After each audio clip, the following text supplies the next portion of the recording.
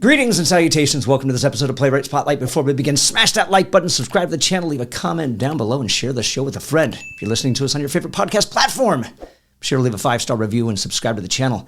My guest today is a 2023 winner of the Los Angeles New Play Project Award. She has written over 40 plays, including Circular, published in 2024 by Next Stage Press, Portrait of a Nude, Ladylike, Chasing Honey, The Other Shakespeare, Talking Leaves, winner of Garrett Best Play Award at 5 Fringe First Award at Edinburgh Festival Fringe. Her short play Seeds won the Vaughn Marie Atchley Award for Excellence in Playwriting from Native Voices. She worked as a dramaturg for Native Voices at the Autry for their short play festivals from 2021 to 2023 and Festival of New Plays in 2024. She graduated from UCLA with a BA in theater, the University of Colorado at Boulder with an MA in English and creative writing, and Pacifica Graduate Institute with an MA and PhD in mythological studies. She is also on the American Theater List of Native Theaters and Theater Makers. Her newest play, 4 Women in Red, opens January 17th through February 23rd at the Victory Theater Center in Burbank, California. It's always a mouthful, but ladies and gentlemen, please welcome Laura Annawyn Shamas. Shamas. Damn it, I did it again. We had this. We even talked about it. That's okay. I always say think shamrock, but it's okay. All my noir friends are going to. It's okay. Let's. It's not the first time I've heard it. Okay, so congratulations. I hope on what? Thank you. Your latest work. Oh, I'm very excited about this show, 4 Women in Red, because of the cast and the director. It's so thrilling. I'm just so thrilled to be a part of it. How involved are you with your work when it comes to when they get produced? Are you always there? And if it's a world how premiere, involved are you? I'm there. So this is a world premiere, and so I'm there almost every day, and I've been making changes every day. We read a new scene today, or really a revision of a scene, so I'm very actively involved. I don't go every day, but most days I'm there. What does that look like? I mean, how are you, like, just sitting in the back, taking notes, or are you answering questions? Well, I do like to sit in the back. That's my favorite place, but I've been sitting behind the director mostly and conferring with her, Jeanette Harrison, I should mention, who's brilliant director. And so I walk around sometimes and we talk, I always talk with her and the actors together. I never individually talk to the actors, but always with her. So I would say it's an ongoing conference, and I watch the show. And when I watch my own shows, I'm always, I guess the best term would be self-critical. So I'm trying to think, how can I make this better if this isn't working? Or is there anything I can do to make this flow better? Or looking at vocabulary and really trying to always track the arc of a show. That's one of my favorite things to do as a playwright, is structure a play and to track the structure of it and see if the structure is working. And the last 2 times I've worked with Jeanette on a world premiere, I've taken scenes out, for example, just to make the show go better or flow better. And we did it this time too. We took out a scene. So that's the kind of work. And I am ongoing, write lines, or when you get to the tech stage, everyone does that, where sometimes you have to write tech covers or, costume covers or things like that. I haven't done any of that yet. We'll be doing that next week. When you say tech covers and costume covers, I'm not. Forgive well, sometimes. When you're mounting a play, usually there are things that you find out when you go into tech that maybe, and I don't know, maybe there won't be any, but if there aren't any, that would be the first time in my life I've ever had a show done where I haven't had to write, they have a costume change that's taking 30 seconds longer than they expected, so what can I fill with that can help mask that change, or reordering something the way a scene ends, if I can help the tech with reordering things. So, it's always a collaboration with the other artists and what they need in order to make the play work, When you talk to actors, what's your role in that position? Because obviously you don't want to go beyond what the director's vision is, but what's that look like? Or, Well, I never speak to actors when a show is in production without the director there. Sure. But so that's the first thing, is that I never would do it outside of that. So that's number one. And then, it's different things on different days. Sometimes it's an overview of what the character is if you're just starting out, and hearing the impressions of actors and how they feel about it and how, things they see in it. And I'm always very excited to learn what actors see in my work. It's thrilling because, we have some brilliant actors. So it's very inspiring to me as a theater artist to speak with actors. And I've grown up around actors my whole life. My mother was an actor. I had an uncle who lived out here and was worked for a long time. So I'm very comfortable speaking with actors and always have been. So are you asking them questions, or are you giving them? Are you asking them questions, or are you answering their questions? I know you're with the director, but both. Both. I mean, it's a give and take, and I listen. I try to listen to what their feelings are, their thoughts are, their concerns, what they like, what confuses them. I always think that's important. I'm a sponge for the information that they wish to share in their artistry about bringing a character to life. So it matters a lot to me. It's a heads-up situation for me as a playwright. Sure. Okay. So I'm curious, because why do you think, outside of the coverage, when you say a wardrobe coverage or a tech coverage, why do you think that we don't when we're writing, we don't recognize where things need to be changed? Like you get to a point like, I think I'm done. I'm finally at that point where this play's finished, and then are you dead? Because that's the only way that's the only way a play is finished. In what way? Because I like to make a lot of dead playwright jokes. I mean, that's how, that's really, when a playwright dies, then finally the draft is, no one can do anything to it. To answer, I interrupted you, I'm sorry. No, James, not at all. But to answer your question, I don't know when I write a play who the collaborators are going to be. I don't know who's going to design the lights. I don't know who will design the sound when I finish it. I don't even know who's going to direct it when I finish a play. Sure. So when you start having collaborators, then you know a little bit more about what's needed. And I don't think all playwrights can know those things every time until you meet the collaborators and see what they would like to do with the play. And it becomes, the thing I think is so interesting about playwriting is that you feel, oh, my play, but you're really trying to create a community for the play. And the community involves the audience in most importantly in the end. But that's, I always think that writing a play is really an invitation to other artists. And if they accept that invitation, you're a temporary community together, and it's a really powerful force of creative energy. And then what we're trying to do with an audience is also a temporary community, one night at a time or one matinee at a time. And it's a very, very tricky thing, especially I think in the polarized world, quote unquote, we live in now, to think, oh, I'm going to get an audience to laugh here, a whole audience. I'm going to get a whole audience to cry here. How can we as theater artists try to make people feel in the same places, in the same script? How can we do that? Well, it's a lot of collaboration with theater artists, Sure. And I don't mean necessarily as far as, what do you need wardrobe-wise or tech issue, but I mean, like, you just mentioned that you've rewritten scenes. I mean, when you're writing, how do you not realize that this scene didn't work? Well, I don't, like I said, I don't really know till I get it on stage. I mean, you can have a lot of readings, but once you get something on its feet and actors memorize the lines, then you can really see what's there. So that's how I feel about it. I think that playwrights can stay a long time in the developmental stage with a script, but I've always learned the most by seeing a show up on its feet. How many drafts do you write before you decide to put it out there? I don't. It just. I guess it just depends on the project. I don't have.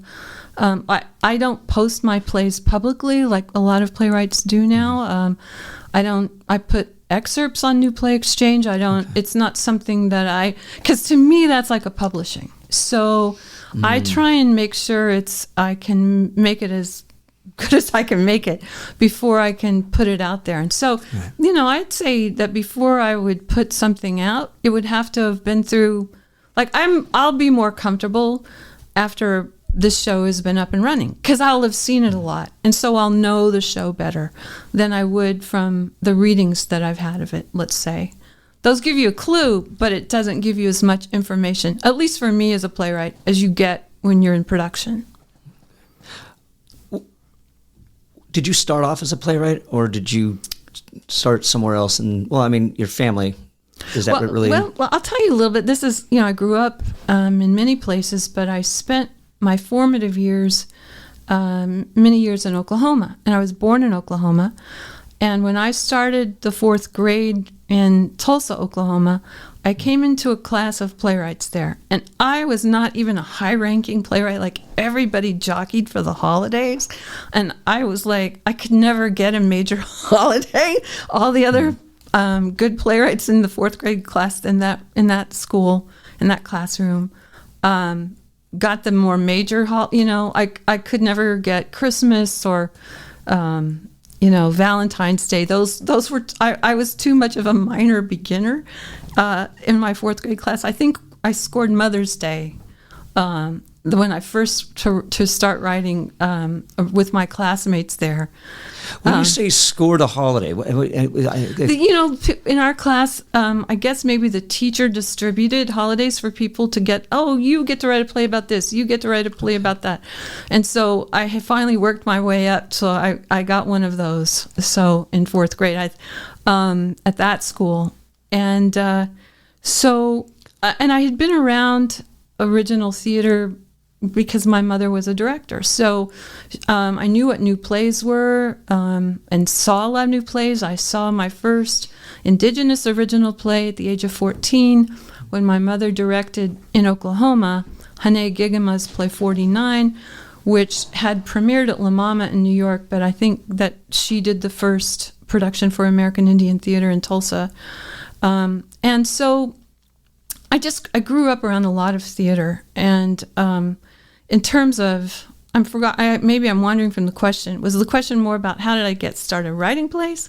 I come in as an actor. I performed in 25 shows before I stopped, but I started writing. I wrote my first full-length play at UCLA, and it was published the year after I graduated. So, and it was called The Other Shakespeare, and I adapted what was 4 pages really of Virginia Woolf's A Room of One's Own, which was the question I answered in the 4 pages I adapted was, what if Shakespeare had had an equally genius sister?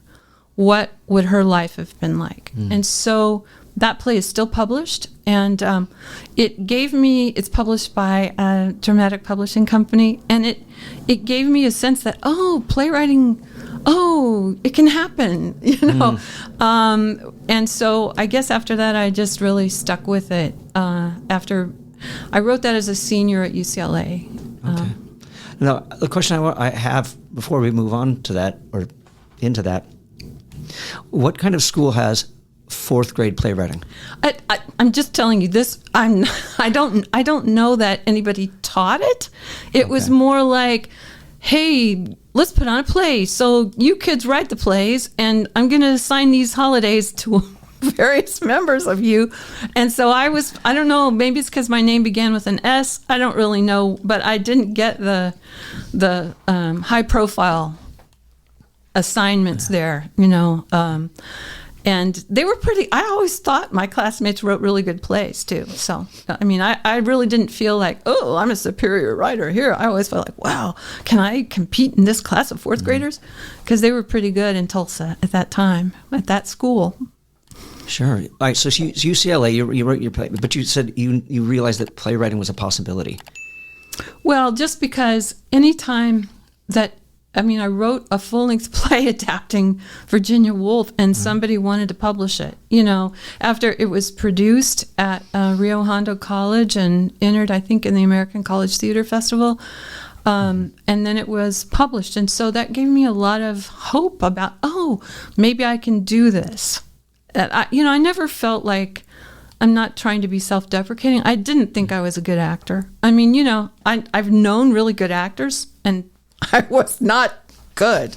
I was okay at certain things, but I wouldn't cast myself. So, I was, and my mom was a director, so I didn't really want to direct.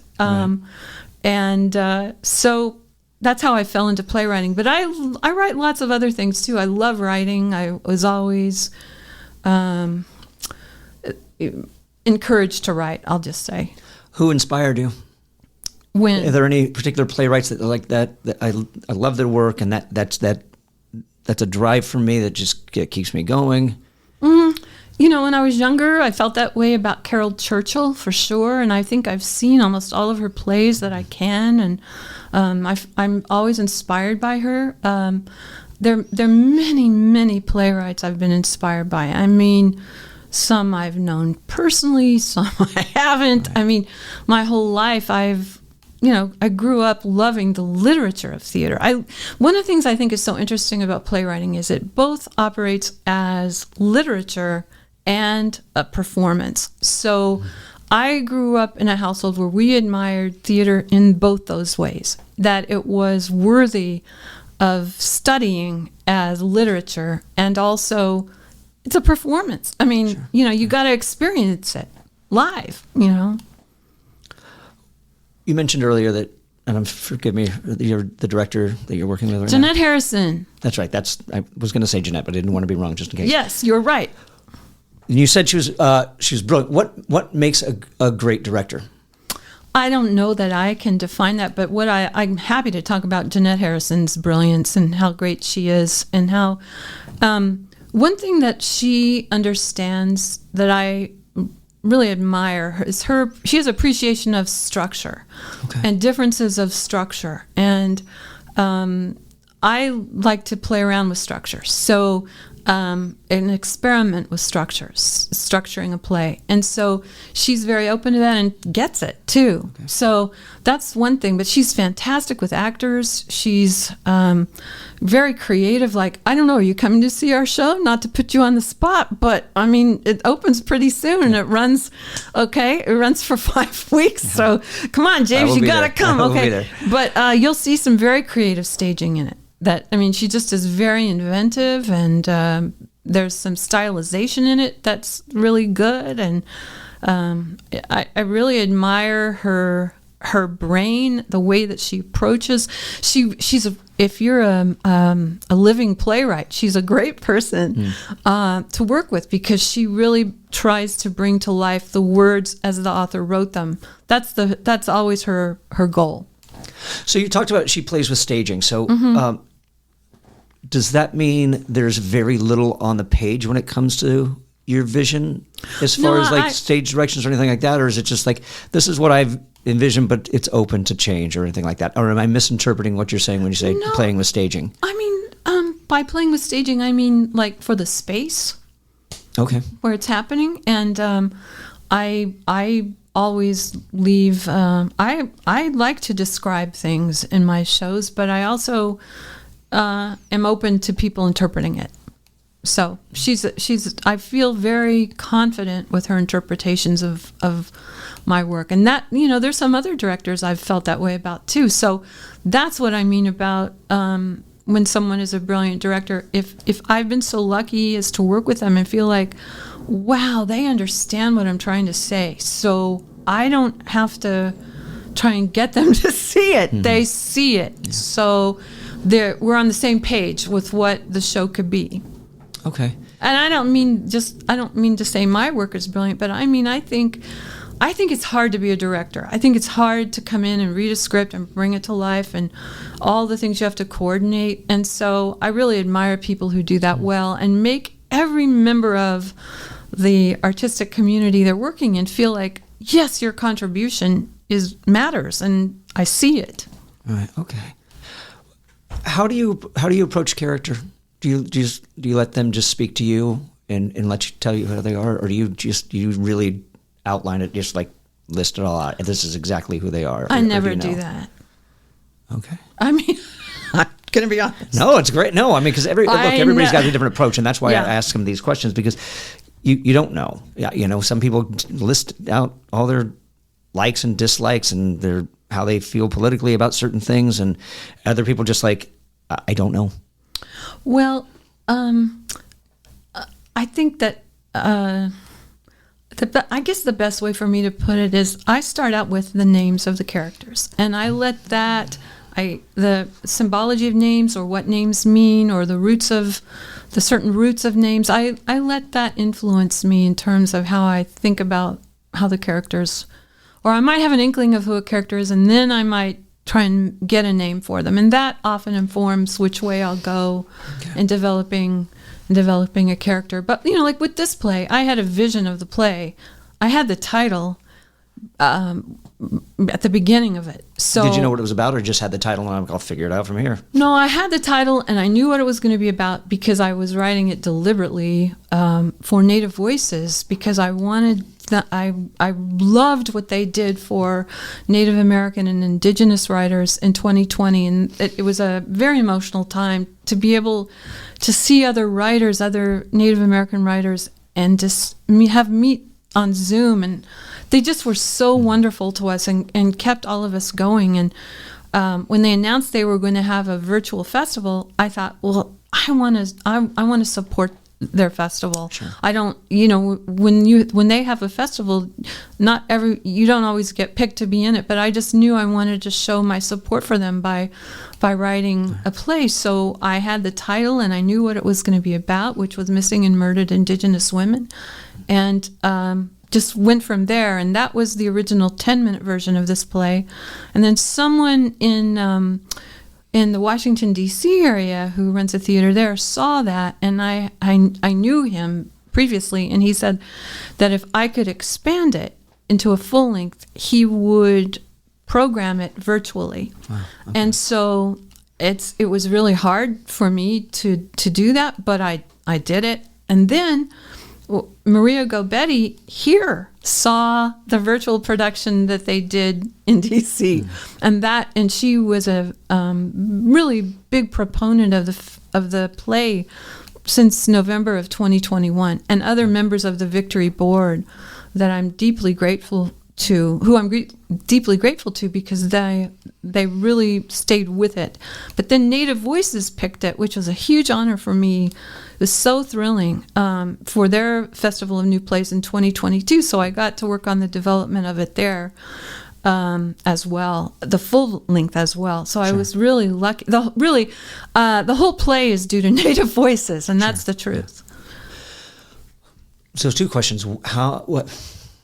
Did anything change from the 10-minute version to the full length? Yeah. Okay. Well, I mean, obviously there's going to be, but I mean, if you read the 10-minute after the full length, would you say, oh, this is the same play, or did so much change that it's a completely... I don't want to give away too much, but the 10-minute play is in it. Okay, great. Okay, perfect. Okay, and then the other question I have for you is, what's changed from virtual to live in this piece? Well, I mean, they did it the way they do virtual theater. It's transformation theater, and I recommend them to people who, if you're not familiar with them, at transformationtheater.org. Okay. All right. And Carl Randolph was the person who said to me, I'll program this if you think you can expand it.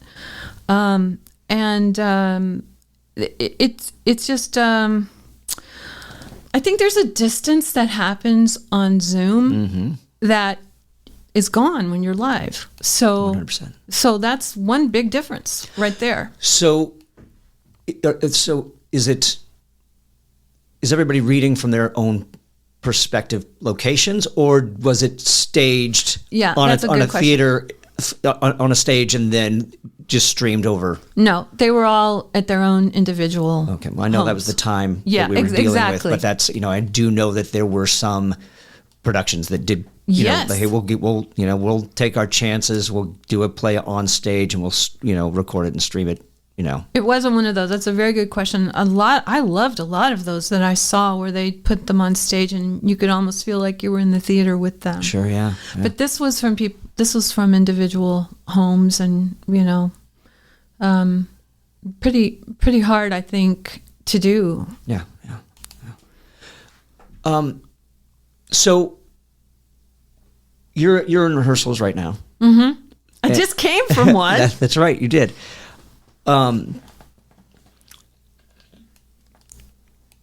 What obstacles have you had to overcome going through this process? Especially coming from where it was and where it is now. What is there anything that's Yes. Okay. There are obstacles. I did cut some. I've cut a lot of it. And I think for me, I try and approach a scene by how can I sort of chisel away around the beginning and ending of a scene to make sure that everything is sharpest at the top and the end of it. So I've been doing a lot of that, I would say. Okay. So it's, I'm having to produce a clean copy of the script here pretty soon. Sure, yeah. And it's a lot of work to try and keep up with what we've done in rehearsal. So when you do that, when you chisel, do you find that there are times when I'm like, well, that just changed something later on down the, Oh yeah, the writer of the play. Yeah, sure. You have to be careful, and you have to have continuity thoughts. And in the case of this play, which is extremely, it's a play that has a lot of trauma in it, and it's very traumatic for the actors to perform it. So I'm aware of that as the writer, and I'm also trying to track psychologically for each character what is going on. And there. In terms of obstacles, I think the biggest obstacle would be that trying to make sure everything adds up at the end. So I think it does. I hope it does. That's what I'm trying to have it make sure that it sure that it does, but the conclusion is always, for me, I'll just put it this way. When I go to the theater and I see a new play, and that's really what I want to see all the time. I'm kind of tired of the canon and everything. Yeah. And I've made jokes before about, I don't know how much more Shakespeare I can see in space or whatever, but when I see a new play, I walk in with hope. I hope always to this day I'm going to be changed by encountering this play. Right. And so one of the things that's always so important about a play is the ending. So that's something I'm hyper aware of with this play too, is that, trying to make sure that I surprise the audience at the end, or it goes away. They may not know where it's going in terms of the ending. And so those are things that I think are probably could be categorized as playwriting obstacles. How do you achieve that when you say surprise the audience or go in a direction that they're not expecting? Well, you have to try. I mean, it doesn't come naturally to me anyway. I mean, it's because here's what I feel. I care about the audience. I care about them. I care that they are involved with what is happening. And I mean, if these actors in this show, oh my gosh, they're so good. And I know they're going to involve people. And maybe I need to name them all right now. Carolyn Dunn and Janine Washington's, Zoe Reyes and Harriet Felas, they are just fantastic. And so in the involvement, I don't want an audience to be able to say, oh, I predicted this will happen. Right. Oh, I predicted that will happen. And I think that there's a world of this play that most of the audience won't have experienced before. Sure. So I want to make sure that as they're in this world, that they're on the edge of their seat about it, that they care about it, that they care about the issues discussing in the play, and that the resilience shown by the characters is involving. So, but I mean, do you sit there when you're in the process and you're writing? Do you consciously sit down and think, no, they're going to be expecting this, so I'm going to go in a different direction? Well, I mean, I sit around and watch movies and shows and can see what direction they're going to go in. Mm-hmm. Often. I mean, I'm pretty old now, so I mean, I've seen a lot. Sure. So I try and think about what would happen. How can we change things up? What would be really meaningful to change up? I don't think you should just change things for the heck of it. I think, in this case, I have something to say so really strongly with this play. And so how can I make the ending work in a way that surprises the audience and yet says what I'm trying to say? So in a way, it's a very, well, I shouldn't use this word, but it's kind of meta, really. Okay, sure. I would say, in this case, of this play. But that's what I try and do. I try and think about what's it like for the audience? What haven't they seen before? What's new that I can bring? Being a female playwright, a woman playwright, and having 4 female roles, and having a woman director, this is a real specific world, and so I'm inviting the audience into that, and I think that there'll be some surprises for them there too. You mentioned earlier that you. And I'm the same way with this. I always try to make sure that my names are symbolic in one way or another. How do you come up with your names? Because you say you come up with the names of your characters first before you start, right? So what does that process look like? Well, when I was younger, I used to spend a lot of time. I really love etymology, so I would look at the history of language, history of words, and really try and tap into that. Now I just sort of do it more intuitively, I guess I would say. I trust my intuition about it now. More than I used to when I was younger. I really like working with symbols. I think that symbols and metaphor are great tools for a theater artist, and I enjoy working with it. So, I mean, do you search out do you have a resource that you go to? I mean, you looking, is it just thesaurus? And I think that this character is Harden, so his last name is going to be Stone. I mean, I don't. No, I don't really work that way. But if you're looking for good material in terms of that, I highly recommend the Dictionary of Symbols by Chevalier and Gero Brandt. That's a book I recently gave to a niece of mine because I usually have a copy wherever I am, practically. I just really think it's useful to writers to know.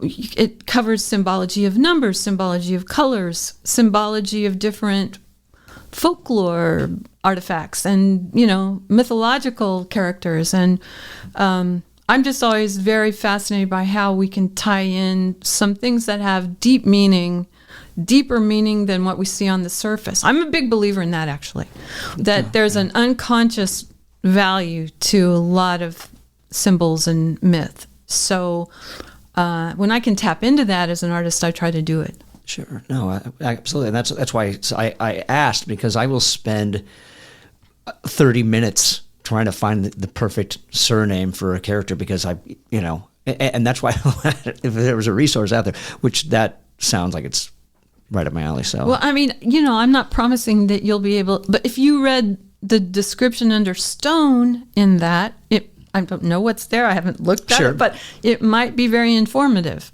or spark you in another way. I mean, I like to do research on language and symbols. How much has your degree in mythological studies come into play with your playwriting? I wrote a play in 2015 called Circular that I tried to use it to really show what my approach would be from having that degree versus, I think, maybe the way some other people might work with myth.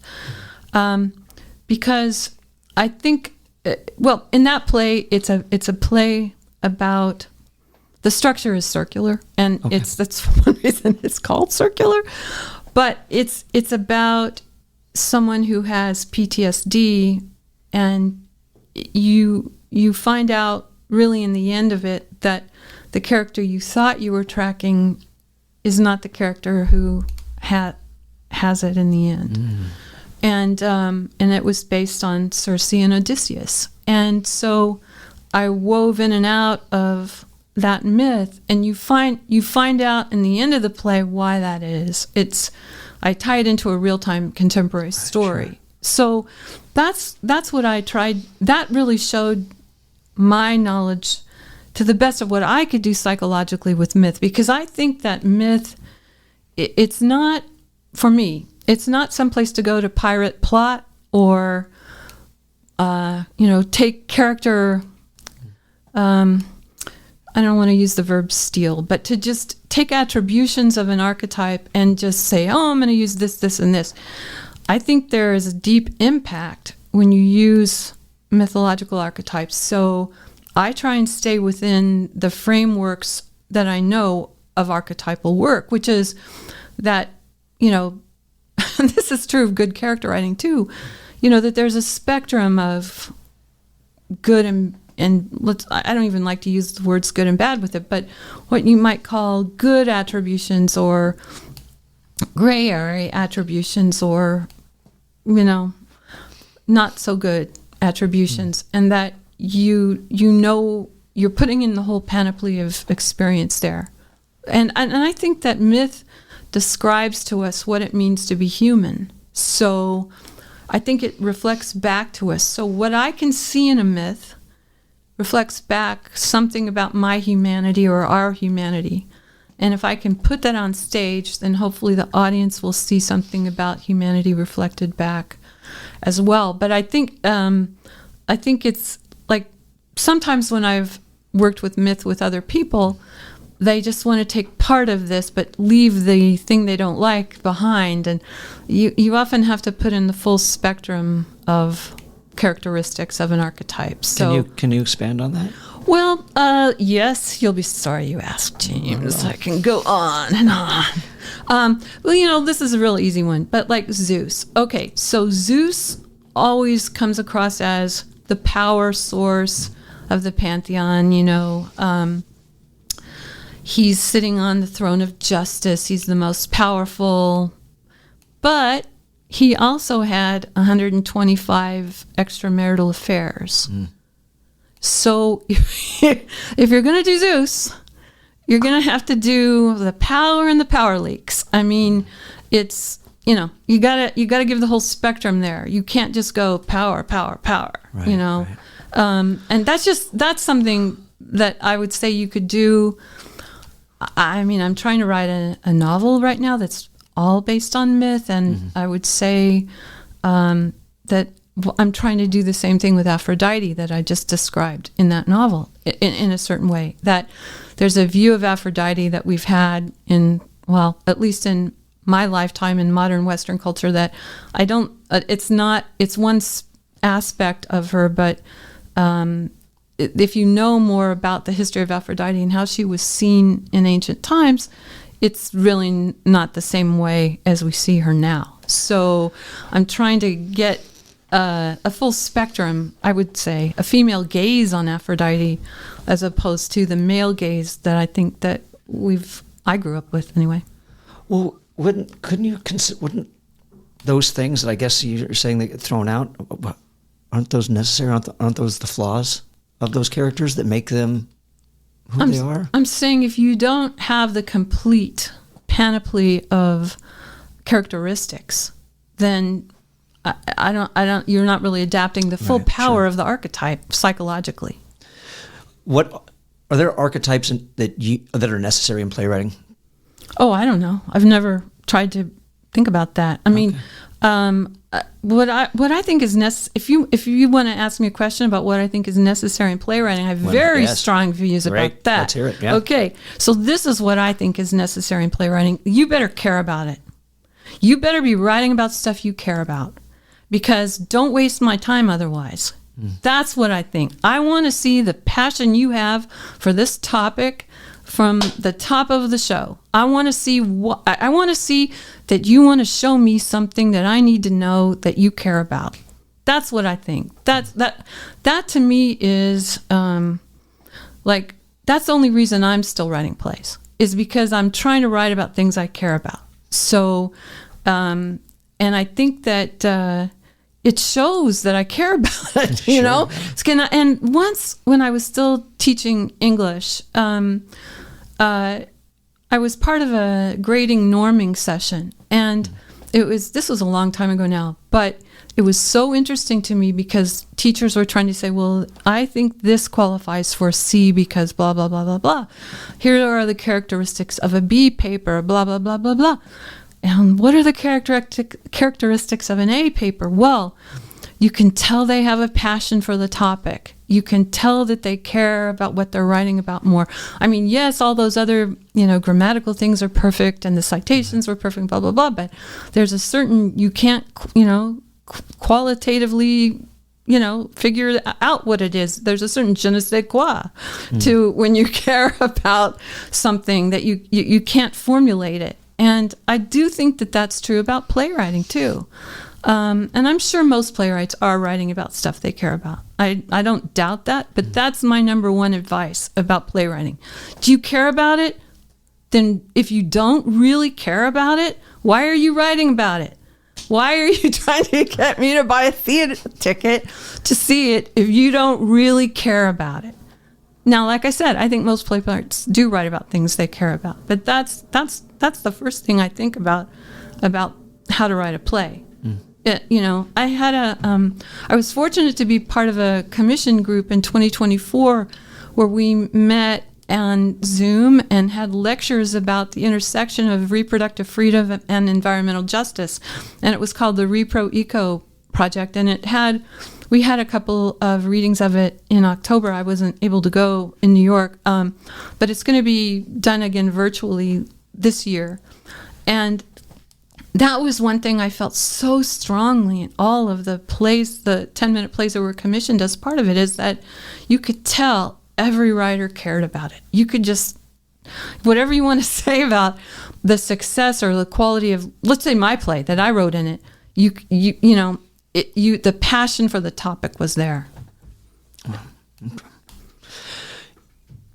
You said you like playing with structure. Mm-hmm.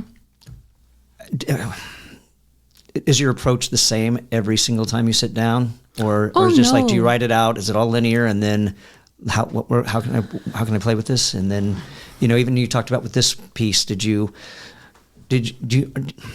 I'm hesitant to talk about. Do you take a Pinter approach where it's like, I'm going to move, the timing, and we're going to be in the past and the future, or? I don't think I've ever. Well, I've written plays that have gone in and out of the past and the future. Circular was one example of that, in terms of exploring PTSD.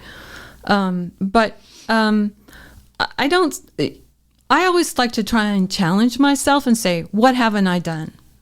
Can I do something I've never done before about something I care about structurally? That's definitely something I do. And I don't really want to talk about the structure of this play. Oh, yet. no, 100%. Yeah. But there is something I did that I've never done before with it.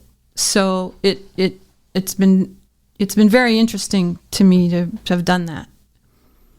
When you started writing Circular, did you know that was going to be the intention, or did it just kind of come to you by the time it's like, oh my gosh, or did you set out knowing that you were going to go in that?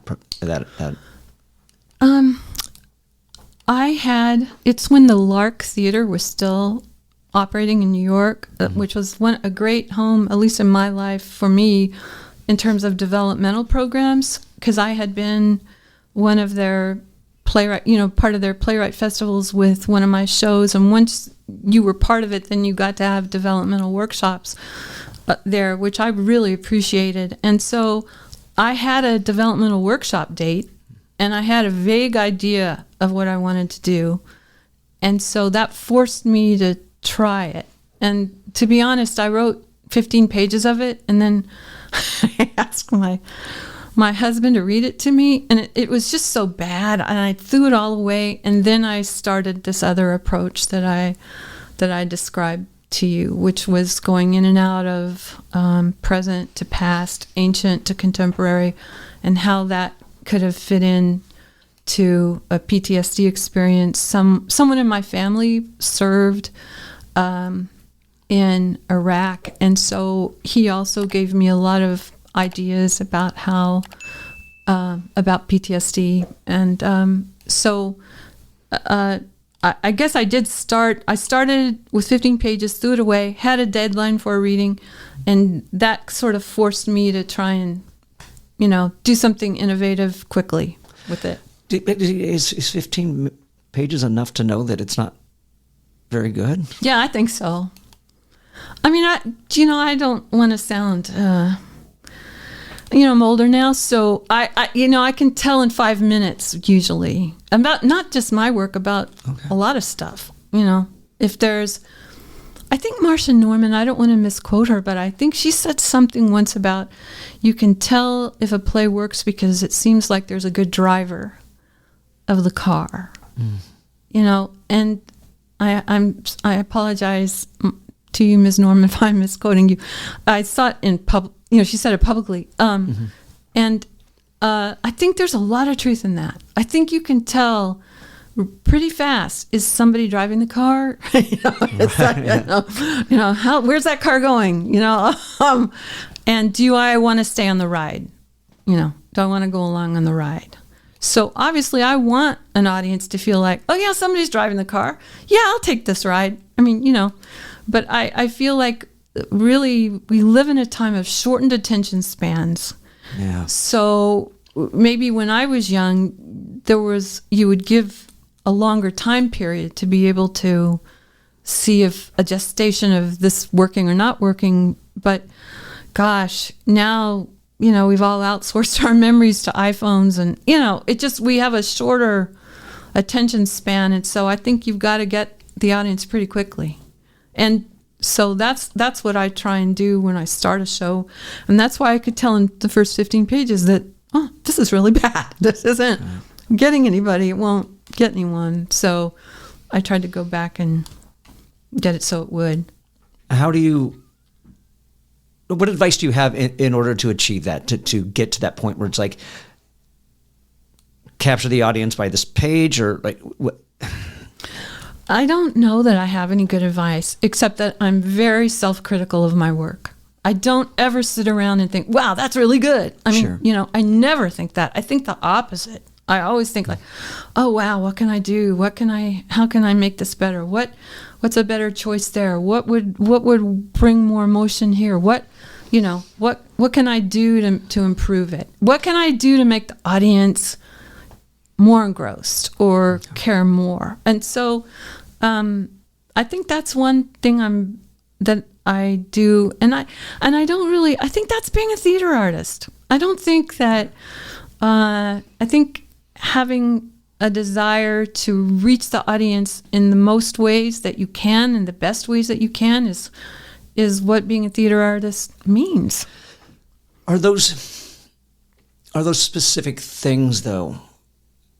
If that makes sense. I mean, like, I don't have a checklist I go down, if that's what you mean, that kind of a thing. Well, I guess I don't want to call them tricks, but what is it? What is an example of, here, this is how I would do it. This is what I would do to get that audience. Is it throwing a question out that it's like, oh, I'm intrigued by that, so let's see if I get the answer. I don't know, because again, this is an approach that I'm not familiar with, so I'm just curious what that looks like. Yeah, in terms of that could be said about many plays that what you just said, that they try and grab you from the first line, that there's something that's, I mean, I've read a lot of different descriptions about how plays should be interrupted rituals or, things like that. But really what I just think it should be, are you starting in the middle of action in an active moment?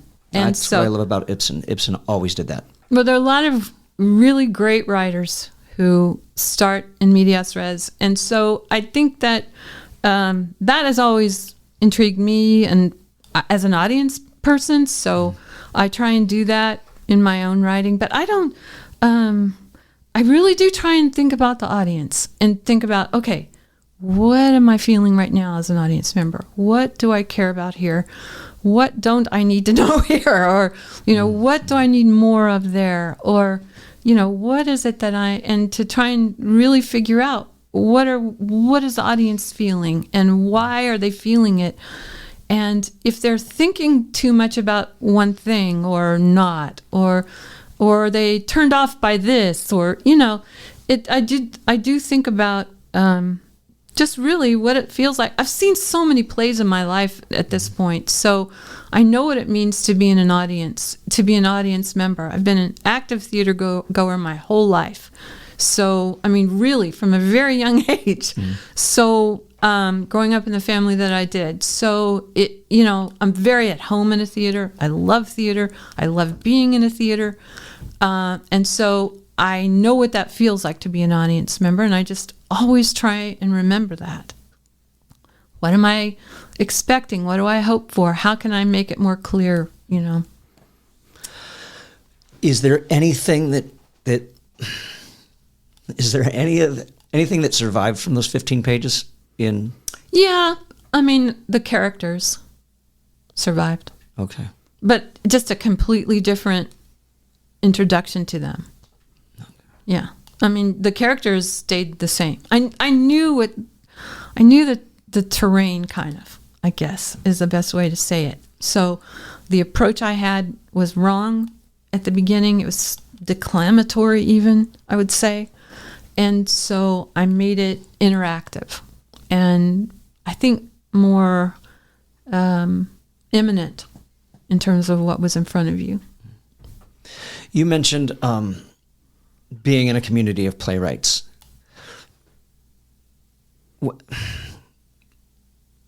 How do you... I guess I feel like there's certain writers that they refrain from certain things because they're afraid that somebody's going to steal their work or their ideas. And obviously it doesn't sound like you have that concern. No, I'm always worried about people stealing things. Not from me per se, but sure. I don't think writers. I think that people might unconsciously do that, but I don't think you can be in a writers group and fear that. And I've been in some great writers groups, so I totally think that you have a trust of a group. You're lucky. It's a great place to develop plays. And on that note as well, you mentioned developmental groups that you've been in. Mm-hmm. How much of the play do you think that you need before you can go into a developmental stage with a particular group? I just think it depends on your maturity as a writer. So if you won't be stopped by criticism, then you could go in early, So you have to know yourself and know if you hear something that's discouraging, is that going to stop you? All right. That's what I think is precarious about showing early pages. But if you're tough and it won't stop you, that you're going to go on with your idea, then you could go in early. Why not? Right. And just see what you think. And sometimes you can hear something in an early stage of development that'll just send the whole work on its way. Right. What's good criticism, I guess? You hear the old adage like, oh, well, I think you should do this. And like, that's your play. You go write that. That's not what I'm doing. Like, how do you differentiate? When does that good advice come where it's like making it to where your play's being improved? Well, I think you have to know who to trust about who gets your work. Okay. And then you respect them, and so they're trying to help you. I'm lucky I have people like that in my life that I know that they are trying to help me, and so when they say, "Hey, this doesn't work for me," I know they're trying to make it better. So I do think that's hard if you're just starting out as a playwright. it's hard to know. You might listen to everyone. And, I did that when I was young. I listened to everyone. And then in my case, I think I kind of ruined a couple of shows because I listened to everybody's point of view on it, and I lost my own knowledge of it, my own intuitive stake in it, I would say, by taking in too many different points of view. So that's, I think, the danger of it is that you can listen to everyone, and then it's by committee almost, Sure. and then so you have to be able to trust some people. Well, couldn't you also go in the direction of like take what works and throw what you don't like out? Yeah, but then you're if you're able to judge yourself about what works, that's great. Okay. And then there's also, what about even, well, I mean, I guess if you're hearing the same thing from multiple voices, then Yeah, but I think I've heard a lot of people say that through my life, that when you hear the same thing from different sources, that means that you should listen to it. But that's not always true, I would say, either.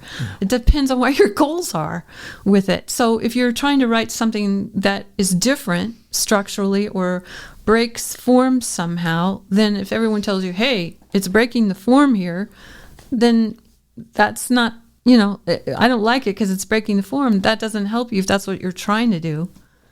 So you really have to, I guess, get a strong sense of what you're trying to do, and then know what you can listen to. And like you say, you can leave some advice behind if it doesn't fit into what you're doing. But I think that takes a certain maturity as a writer to be able to do that.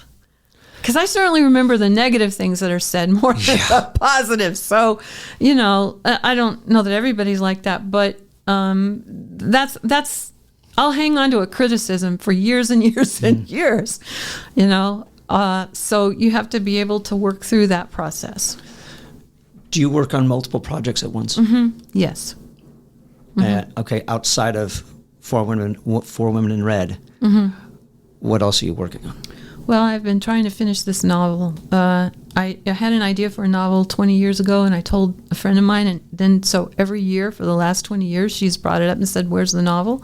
So I've dedicated it to her.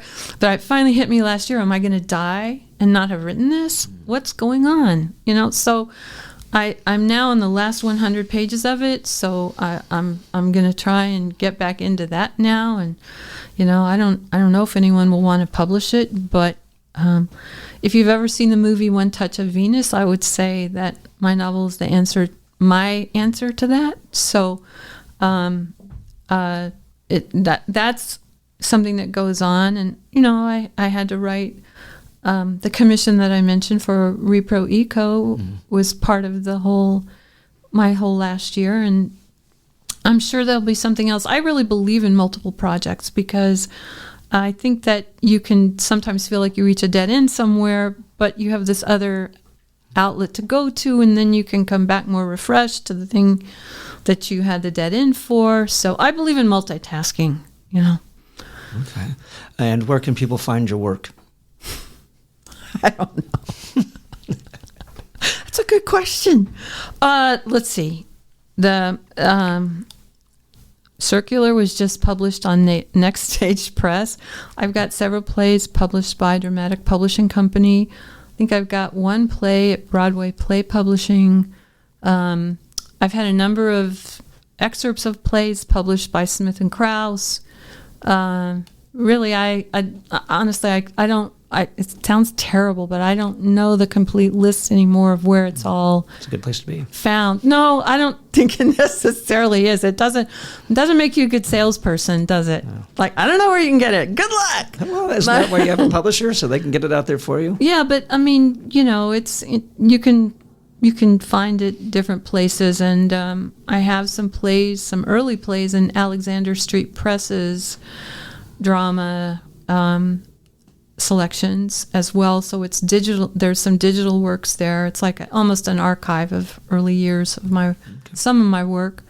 But if you're in the LA area, come see Four Women in Red and see these fantastic actors. Absolutely. We'll make sure that we include the ticket link below in our show notes. So we'll make that happen as well. And then finally, are you on the socials?